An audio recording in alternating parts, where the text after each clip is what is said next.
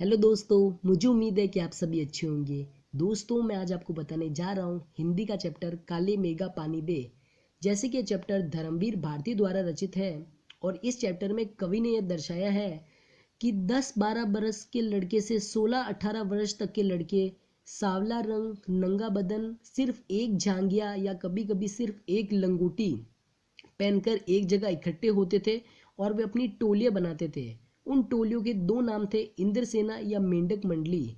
और ये टोलियां पहले जयकारा लगाती थी, बोलो गंगा मैया की जय। शायद ये इसीलिए लगाती होगी क्योंकि गंगा मैया को हमारे भारतीय जनजीवन में विशेष आदर सम्मान प्राप्त है। प्रत्येक शुभ कार्य करने से पहले गंगा मैया का स्मरण या उन्हें याद किया जाता है। और इस जयकार को सुनते ही, जैसे गंगा बोलो गंगा मैया की जय को सुनते ही सारे लोग सावधान हो जाते थे। यानी उन लोगों को पता चलने लग जाता था कि ये अब टोलियां निकल रही है। स्त्रियां और लड़कियां छज्जे बारजे वे या अपने वे घर की बालकोनी से उन टोलियों को देखने के लिए जागती थी। ये टोलियां बोलो गंगा मैया की जय के बाद में बोलती थी, काले मेघा पानी दे, गगरी फूटी बैल प्यासा पानी दे, गुड़धानी दे, काले मेघा पानी दे। काले मेघ का पानी दे का अर्थ यह है कि वे इंद्र भगवान को याद कर रहे हैं, क्योंकि वर्षा का स्वामी इंद्र देवता ही है। इसलिए उनसे पानी की मांग की जा रही है, जैसे काली मेघा पानी दे। और गगरी फूटी बैल प्यासे का मतलब यह है कि वर्षा, पानी, बैल सबका आपस में पारस्परिक संबंध है। वर्षा से जो पानी मिलता है उनसे बैल पानी पीकर खेतों में जाते, काम करने के लिए जाते हैं और वे ही खेतों को जोतकर वहां अन्न उग जाते हैं। उनके प्यासे रहने से सारे कृषि विभाग का नष्ट होने पर खतरा है। अतः लेखक संकेत के माध्यम से ही यह कहना चाहता है कि वर्षा के बिना खेती सूख रही है और खेती के आधार पर काम करने वाले बैल मारे जा रहे हैं, क्योंकि वर्षा नहीं हो रही है। और पानी दे गुड़धानी दे का मतलब यह है कि गुड़धानी गुड़ और अनाज के मेल के बने लड्डू को कहते हैं। अर्थात गांव के लड़के भगवान इंद्र से पानी और गुड़धानी दोनों की ही मांग कर रहे हैं। इसका कारण यह है कि इन बच्चों को पीने नहाने के लिए पानी की आवश्यकता होती है और खाने के लिए गुड़धानी। यह गुड़धानी भी बादलों पर आधारित है, यानी उन पर ही निर्भर है, क्योंकि जब बादल बरसेंगे तभी गन्ना, गुड़ और अनाज आदि पैदा होंगे। अतः गुड़धानी का दाता भी भगवान इंद्र ही है। इसीलिए वे भगवान इंद्र से बार बार पानी की दरखास्त कर रहे हैं कि काले मेघा पानी दे, काले मेघा पानी दे। और इन टोलियों के दो नाम थे, इंद्रसेना या मेंढक मंडली। बिल्कुल एक दूसरे से बिल्कुल विपरीत, यानी एकदम आसपास। जो लोग उनके नग्न स्वरूप शरीर, उनके उछल कूद, उनके शोर शराबे या उनके होने वाले गली में होने वाले कीचड़ कादे से चिढ़ते थे, वे उन्हें कहते थे मेंढक मंडली। और ढोर ढंगार प्यास के मारे, लेकिन बारिश का कहीं नामो निशान नहीं। ऐसे में पूजा पाठ विधान सब करने के बाद जब लोग हार जाते थे, तब अंतिम समय में ये निकलती थी इंद्रसेना। वर्षा के बादलों के स्वामी इंद्रसेना इंद्र ही है, अतः इस कारण वे अपने आप को भी इंद्रसेना ही कहती थी। परंतु जब ये धर्मवीर भारती जो लेखक हैं, ये आर्य समाजी विचार के थे और वे इन अंधविश्वासों का पूरा डटकर विरोध करते थे, क्योंकि उनका यह मानना था कि वर्षों इन पर जो पानी, इन टोलियों पर जो पानी गिराया जा रहा है, ये पानी व्यर्थ है। क्योंकि गांव में पानी, लोग बूंद बूंद पानी को पीने के लिए तरस रहे हैं और इन टोलियों पर पानी यूं ही बुआया जा रहा है, यानी यूं ही गिराया जा रहा है। इसलिए वे इन पाखंडियों का पूरा डटकर सामना विरोध करते थे। परंतु वह जीजी के इंद्रसेना पर पानी फेंके जाने को उन्होंने इस तरह से सही ठहराया कि जीजी बोली, देख भैया रूठ मत, हम इन्हें पानी नहीं देंगे तो भगवान इंद्र हमें पानी कैसे देंगे। मैं कुछ नहीं बोला। फिर जीजी बोली, तू इसे पानी की बर्बादी समझता है, पर यह बर्बादी नहीं है, ये पानी का अर्घ्य चढ़ाते हैं। जो चीज मनुष्य पहले देगा नहीं तो उसे पाएगा कैसे। इसलिए ऋषि मुनियों ने भी दान को सबसे उच्च स्थान दिया है। परंतु लेखक कुछ नहीं बोले, क्योंकि क्योंकि उन्हें बचपन में जिससे सबसे ज्यादा प्रेम मिला था वो थी उनकी जीजी। यूं तो उनकी जीजी रिश्ते में उनकी कोई नहीं थी, उम्र में उनकी माँ से भी बड़ी थी, पर उन्हें लड़के बहू सबको छोड़कर उनके प्राण उन्हीं में ही बसते थे, यानी धर्मवीर भारती जो लेखक में ही बसते थे। इसलिए लेखक कुछ नहीं बोलते थे और वे उनकी जीजी की सारी बातें चुपचाप बैठे बैठाए सुने रहते थे। चलो अब आ जाते हैं हम क्वेश्चन आंसर पर। फर्स्ट क्वेश्चन आंसर, लोगों ने लड़कों की टोली को मेंढक मंडली का नाम किस आधार पर दिया था? यह टोली अपने आप को इंद्रसेना कहकर क्यों बुलाती थी? इंद्रसेना या मेंढक मंडली ये दोनों नाम लड़कों की टोली के हैं और ये दोनों नाम एक दूसरे से बिल्कुल विपरीत है। जो लोग उनके नग्न स्वरूप शरीर, उनके उछल कूद, शोर शराबे के कारण गली में होने वाले कीचड़ कादों से चिढ़ते थे, वे उन्हें कहते थे मेंढक मंडली। और जब ये टोली अनावृष्टि यानी तकलीफ दूर करने के लिए द्वार द्वार पर पानी मांगने जाती थी, तब उनका तर्क था कि वे भगवान इंद्र से पानी की मांग कर रहे हैं। वे इंद्र को इसी रूप में अर्घ्य देते हैं, यानी उन्हें जल चढ़ाते हैं, तभी वे प्रसन्न होकर वर्षा करेंगे। इसी कारण टोली अपने आप को इंद्रसेना कहकर बुलाती थी। हालांकि ये दोनों नाम एक ही टोली के हैं, परंतु मेंढक मंडली सिर्फ शोर शराबे, उछल कूद ही करती थी और कीचड़ कादों में खेलती थी, लेकिन इंद्रसेना अनावृष्टि यानी तकलीफ दूर करने के लिए द्वार द्वार पर पानी मांगने जाती थी, क्योंकि वे भगवान इंद्र को प्रसन्न करके उनसे जल की मांग कर सके।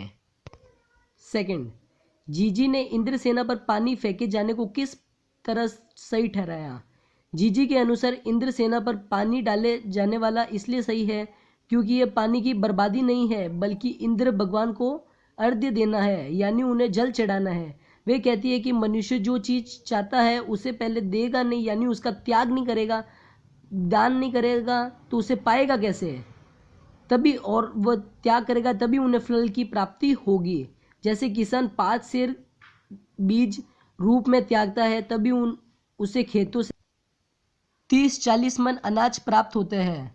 यही बात इंद्रसेना पर भी लागू होती है। इंद्रसेना लोगों से जल का दान करवाकर भगवान इंद्र को भेंट करती है, यानी उन्हें जल चढ़ाती है, तभी भगवान इंद्र अपनी ओर से वर्षा करेंगे। इस प्रकार इंद्रसेना पर जल चढ़ाया जाने वाला व्यर्थ नहीं है, बल्कि जल की बुआई ही है। अब आ जाते हैं थर्ड पर। जैसे पानी दे गुड़धानी दे, काले मेगा पानी दे के साथ साथ बच्चे टोली गुड़धानी की मांग क्यों कर रहे हैं? गुड़धानी गुड़ और अनाज की मेल से बने लड्डू को कहते हैं। गांव के लड़के भगवान इंद्र से पानी और गुड़धानी दोनों की ही मांग कर रहे हैं। क्यों? इसका कारण यह है कि बच्चों को पीने और नहाने आदि के लिए पानी की आवश्यकता होती है और खाने के लिए गुड़धानी की आवश्यकता। यह गुड़धानी भी बादलों पर आधारित है, क्योंकि जब वर्षा होगी, बादल बरसेंगे, तभी गन्ना, गुड़ एवं अनाज की फसल होगी और वे पैदा होंगे। अतः गुड़धानी का दाता भी भगवान इंद्र ही है।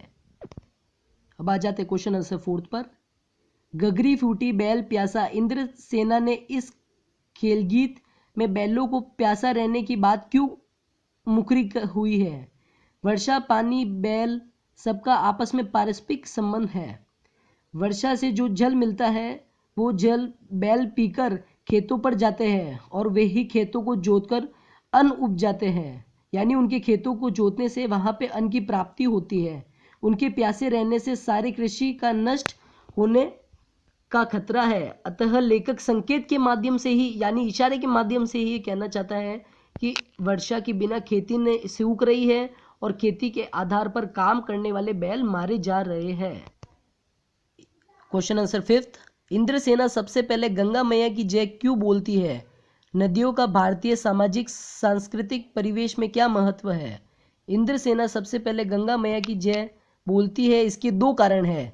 पहला, गंगा मैया को हमारे भारतीय जनजीवन में विशेष आदर सम्मान प्राप्त है। प्रत्येक शुभ कार्य करने से पहले गंगा मैया का स्मरण किया जाता है। दूसरा, गंगा पवित्र जल का भंडार है। इंद्रसेना के सदस्य इंद्र से भी जल बरसाने की प्रार्थना कर रहे हैं, जैसे कि काले मेघा पानी दे। इस प्रकार संबंध दोनों का पानी से है। भारतीय सामाजिक संस्कृति का में पूज्य माना जाता है तथा नदियों को माँ की मान्यता दी गई है। हमारे धार्मिक व सांस्कृतिक आधार आदि नगर इन नदियों के तट पर ही बसे हैं, जैसे हरिद्वार, ऋषिकेश, बनारस आदि।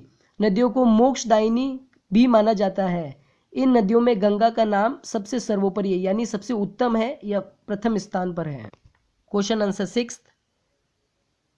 जैसे कि उत्तर है, विज्ञान किसी भी बात को तर्क के आधार यानी किसी रीजन के आधार पर सिद्ध करता है, किंतु विश्वास का अपने आप में अपना सामंजस्य है।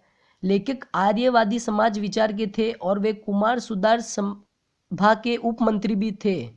वे अंधविश्वासियों एवं पाखंडों का पूरे जोर से विरोध करते थे, परंतु अपने वे जीजी के स्नेह के सामने उनके सारे असहाय हो जाते थे।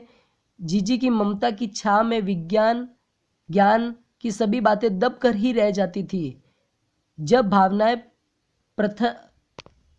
भावनाएं प्रधान होती है, वहाँ ज्ञान का स्थान मिट जाता है। जीजी के सामने लेखक के तर्कोशों में रखे हुए सभी तर्क रूपी बाण विफल हो जाते थे। इस प्रकार यह कहा जा सकता है कि भावनाएं स्थिर की राह में बाधा नहीं डालती, बल्कि भावनाएं स्थिर में संतुलन पैदा करती है। वे हमारे बुद्धि भी एकांकी शक्ति की को स्थिर को संपूर्ण प्रदान करती है।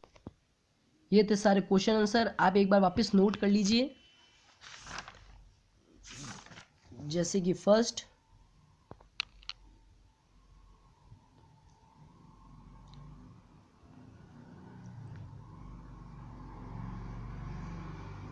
Second,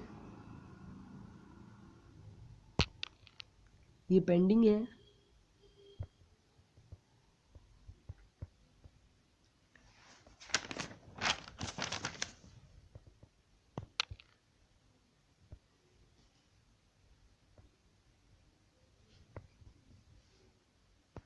third,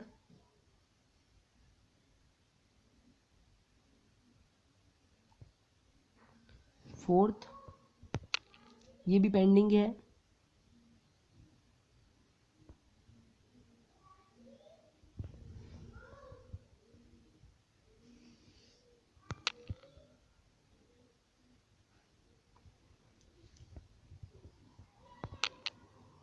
fifth,